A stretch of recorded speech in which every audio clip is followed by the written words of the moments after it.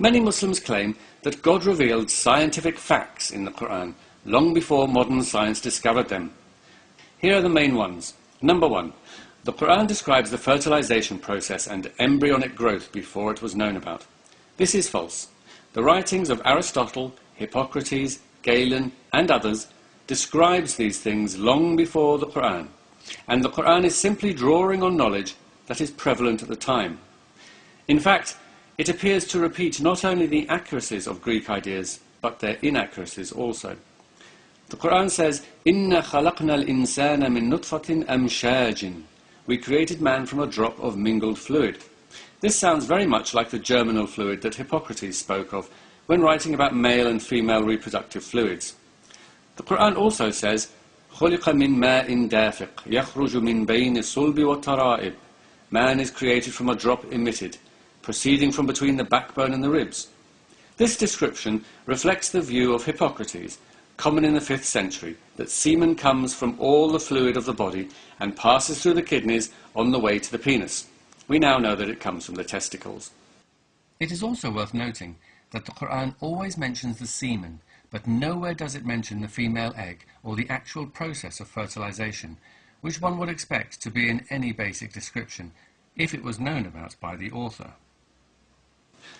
The Quran also says, ثُمَّ خَلَقْنَا النُّطْفَةَ عَلَقًا فَخَلَقْنَا الْعَلَقَ مُضْغَةً فَخَلَقْنَا الْمُضْغَةَ عِظَامًا فَكَسَوْنَا الْعِظَامَ لَحْمًا. Then we made the sperm into a clot of congealed blood. Then of that clot we made a lump. Then we made out of that lump bones, and clothed the bones with flesh. This account follows the 4 stages described by Galen, writing around 500 years before Muhammad, and includes his belief that bones were formed before the flesh. Number 2. The Quran describes iron as being sent down from the heavens before it was known that meteors containing iron fell to the earth from outer space. وَأَنزَلْنَا الْحَدِيدَ فِيهِ بَأْسٌ شَدِيدٌ وَمَنَافِعُ لِلنَّاسِ. And we sent down iron in which there lies great force and which has many uses for mankind. Again, this claim is false. It was common knowledge that meteors containing iron fell to earth from space.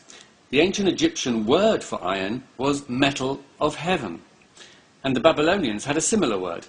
In fact, cultures as far-flung as Tibet and the Aborigines of Australia were all well aware that meteors fell to earth containing iron.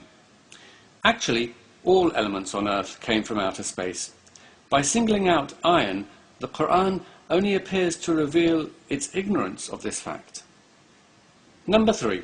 The Quran describes the moon's light as reflected light long before it was known.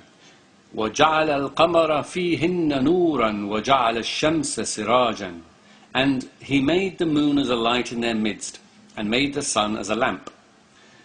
وَجَعَلَ فِيهَا سِرَاجًا وَقَمَرًا مُنِيرًا. And he placed therein a lamp and a moon giving light. The claim is that the words nur and munir mean reflected light. This is quite simply wrong.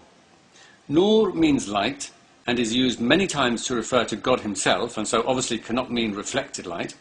And munir means to shed light. And for example, verse 46 of Surah Al-Ahzab makes this very clear when it says sirajan munira, using the very word that it said was only for the sun, siraj, and then it says munira, spreading light.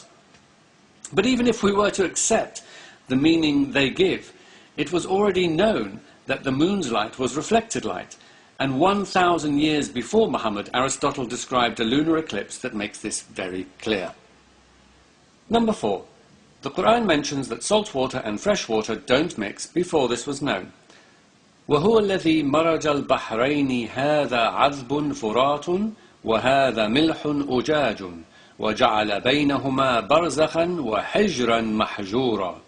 It is he who has let free the 2 bodies of flowing water, one palatable and sweet, and the other salt and bitter. Yet he has made a barrier between them, a partition that it is forbidden to pass. Once again, there are other meanings that could be applied to this verse.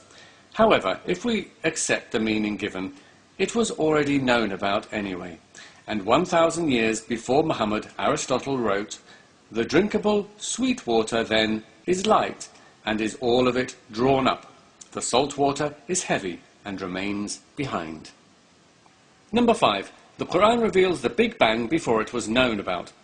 أَوَلَمْ يَرَ الَّذِينَ كَفَرُوا أَنَّ السَّمَاوَاتِ وَالْأَرْضَ كَانَتَا رَتْقًا فَفَتَقْنَاهُمَا وَجَعَلْنَا مِنَ الْمَاءِ كُلَّ شَيْءٍ حَيٍّ أَفَلَا يُؤْمِنُونَ. Do not the unbelievers see that the heavens and the earth were one piece before we clove them asunder, and we made every living thing of water? Will they then not believe? If this is supposed to be a description of the Big Bang, then it is a terrible one. The Big Bang is not about a lump blowing up. Matter did not exist to be cloven asunder, and there was certainly no splitting of earth from heaven. The earth formed 9 billion years after the Big Bang, in some tiny outpost of a vast universe. One can hardly think of a more inaccurate description of the Big Bang than this verse. It does, however, follow very precisely creation mythologies that were believed in at the time of Muhammad. According to the Sumerians, the heavens had been separated from the earth, and the idea that the heavens and the earth were one single block that was broken into two was common in ancient Egypt. Number 6. The Quran reveals that everything comes from water before this was known. This uses the verse that I have just quoted, and once again, it is false. It was already known about. Aristotle records that Thales believed that the nature of things, is water, and Anaximander stated that life came from the sea. Number 7. The Quran revealed that planets move in orbits before this was known. وَهُوَ الَّذِي خَلَقَ اللَّيْلَ وَالنَّهَارَ وَالشَّمْسَ وَالْقَمَرَ كُلٌّ فِي فَلَكٍ يَسْبَحُونَ. It is he who created the night and the day, and the sun and the moon all swim along, each in its rounded course.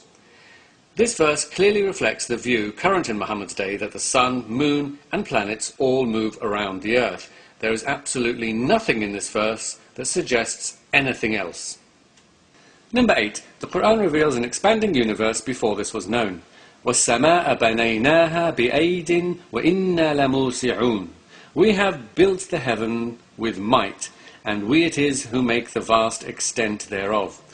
Firstly, this verse is not talking about the universe, it's talking about the sky. And secondly, it makes no sense to suggest it means God is expanding the universe after the verse has just said God has built the sky, past tense, since the universe was already expanding 9 billion years before the sky was formed. Number 9. The Quran reveals the gaseous state of the universe pre-Big Bang before this was known. ثُمَّ اسْتَوَى إِلَى السَّمَاءِ وَهِيَ دُخَانٌ. Then he turned to the heaven when it was smoke. Firstly, gas and smoke are not the same thing. Gas is a state of matter. Smoke is a collection of solids, liquids and gases that are emitted when a material combusts. Secondly, if one looks at the verses before and after this verse, one can see very clearly that it cannot have anything to do with the gaseous state of the universe. It says God created the earth, then he created the hills on the earth, and then it says he turned to the heavens when they were smoke. Number 10. The Quran mentioned the 7 layers of the atmosphere before this was known. It is he who created everything on earth for you, and then he directed his attention to the heaven and arranged it into 7 heavens. He has knowledge of all things. First of all, modern science usually specifies 5 layers, not 7. But more importantly, the Quran is clearly not talking about the atmosphere, but about the heavens, where the moon, sun, planets and stars are, because it also says, we have adorned the lower heaven with the beauty of the stars, and also, he made the moon a light in their midst, and made the sun as a lamp. One hardly needs to point out that the stars, sun and moon are nowhere near the Earth's atmosphere. The Quran is clearly talking about the pre-Copernican view of the universe that regarded the Earth as its centre, with the 7 heavens containing the sun, moon, planets and stars around it. These are some of the main claims of scientific miracles in the Quran, but there are others. In fact, Muslims are discovering new ones all the time. It's not hard to do. Just open the Quran, pick a word or sentence and see if you can apply it to something in modern science. Don't worry if it's already been discovered or if the words don't fit. We don't have to let minor details such as facts and truth get in our way.